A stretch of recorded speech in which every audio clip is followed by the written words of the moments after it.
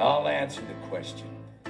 You want answers? I think I'm entitled. You want answers? I want the truth! You can't handle the truth. Hi, and welcome to 647. 6 stories for 7 a.m. because there's a famine of truth in our land. And this is your quick news fix, and the truth starts now. All right. Well, it's Tazewell Tuesday. It's a tough one, but let's get to it. Take one. The Fresh Prince of D.C., Donald John Trump, is getting ready to move the show to Chi-Town. D.C. went a full week and weekend without a single murder. It's never happened in the history of D.C. Hillary must really be preoccupied with her subpoena, or they've not published the witness list yet. But she could definitely be counted on for one or two. Nothing, zip. Anyway, there have been over 1,000 arrests in D.C. in the last 13 days. 100 illegal guns seized, and an additional 86 arrests last Saturday night. 2 full weeks of authoritarian shock and awe, or what most of us call common sense versus lefty malfeasance and care-speak governance. On to Chi-Town and the public embarrassment of Governor Fred Flintstone. All right, take 2. Who will save the black pine snake? I know you can't answer it. Who will save the black pine snake? Last week, Chief U.S. District Judge Jeffrey Beaverstock ruled against a Biden-era ruling by the U.S. Fish and Wildlife Service. Designation of Alabama forest land as critical habitat for the black pine snake. Ever since these leftist clowns used the spotted owl to destroy Oregon's lumber industry, they will ruthlessly use the critical habitat functionality argument to harm industries or landowners who don't worship their creepy climate pagan faith. One black pine snake sighting was used to close 35,000 acres from managed land use for timber since 1902. This cost the landowners $180 million in economic harm. Only lefties think it's better to burn down the Pacific Palisades through managed water denial than to manage any woodlands productively. Well, let's hear it. More of these things getting reversed is what we want to hear about. And here's another one. Abortion mill closures. To date, in 2025, 41 Planned Parenthood abortion mills and baby parts resale have been closed. Women's reproductive health centers. Leading pro-life organization Susan B. Anthony President Marjorie Dannenfelser says the one big, beautiful bill with a provision to defund big abortion is the biggest national pro-life victory since the Dobbs decision. Life is winning, and stopping the forced taxpayer funding of abortion could cause up to 200 abortion mills to close. And just a side note, I'm a 3-time survivor of abortion, and this is all sweet music to my ears. All right, take 4. Kamala's climate school buses are no more.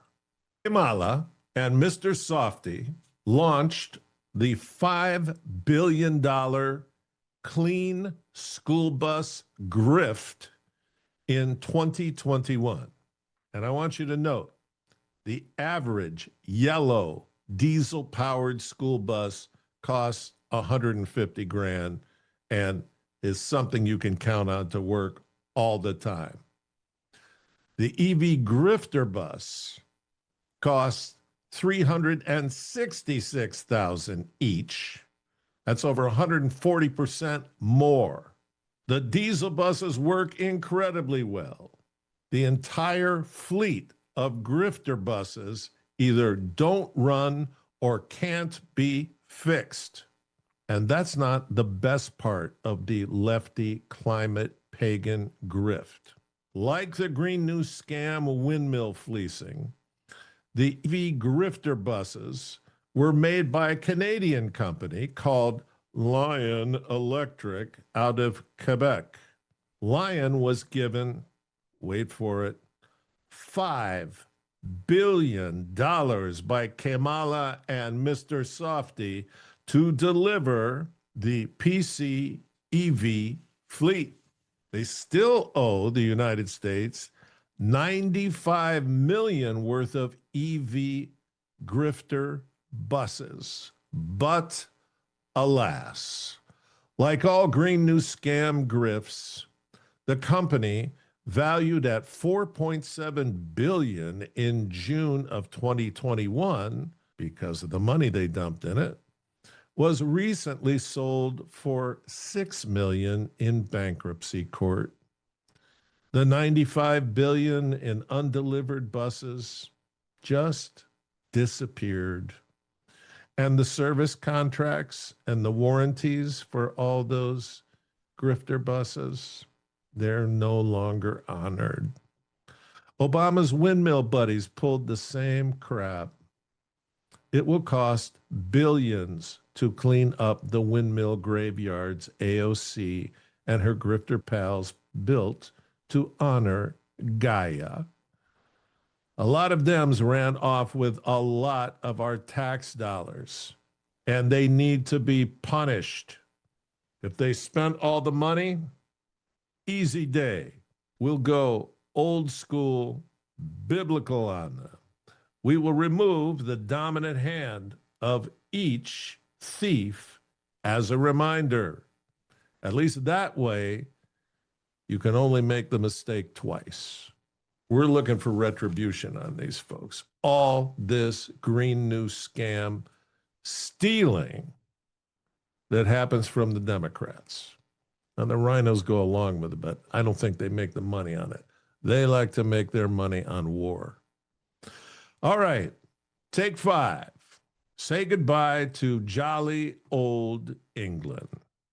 I was watching a video on X showing 2 guys wearing shirts with the British flag on them. Security guards denied them access to a pub in England because they were wearing the English flag. They would not be denied service if they were wearing a shirt with a Palestinian flag or the flag of Ukraine. But even in jolly old England, patriotism is racist and will not be tolerated. And as part of the farewell tour to the PC hellscape of King Charles and Oxford, meet Judge Victoria MacLeod, the UK's first transgender barrister and judge. And by the way, she looks smashing in her barrister wig with filigreed ascot and robe, with stern but sensible makeup. Judge Vicky lodged an appeal with the European Court of Human Rights against an April Supreme Court ruling on gender. The court ruled that the terms woman and sex in the Equality Act referred to biological sex, and dare I say, not to acquired gender. Can you imagine? Judge Vicky will continue her appeal against the Supreme Court and is determined that there will be no peace for the gender critical ideological movement. That would be us. They refer to the PC nut house that is jolly old England as that formerly tolerant country. How about calling it DC dumpster fire? PC dumpster fire. You wankers. All right. Take 6. The CEO of Camping World, Mark Lemonis, is under attack. He needs our support. Lemonis came to this country legally as an immigrant and built Camping World into a nationwide business. As a thank you to America, at every one of his 199 locations, he installs a 130-foot flagpole and flies a 40-foot by 80-foot American flag.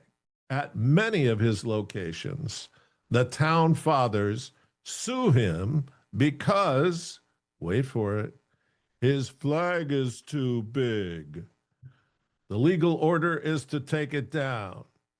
Lemonis says they are never coming down.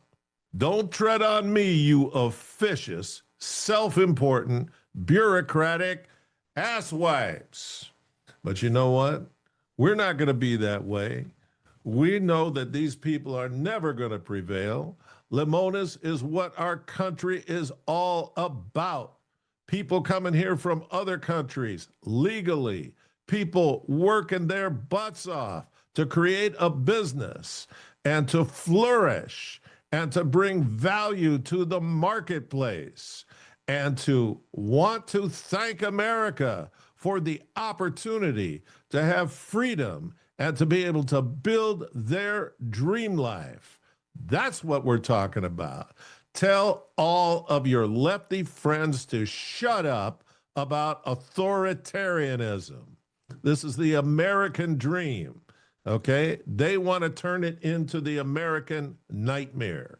And we are not going to let that happen. And we are not going to be silent about it anymore. And we're going to demonstrate that we mean it on a Tuesday in America, working hard at our jobs, bringing value to our jobs. And you know what?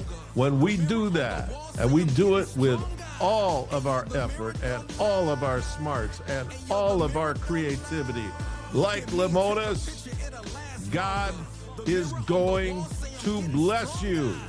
He's blessed Mark. He's going to continue to bless Mark. And we're going to ask that he blesses each and every one of you. And God bless you. That will be all.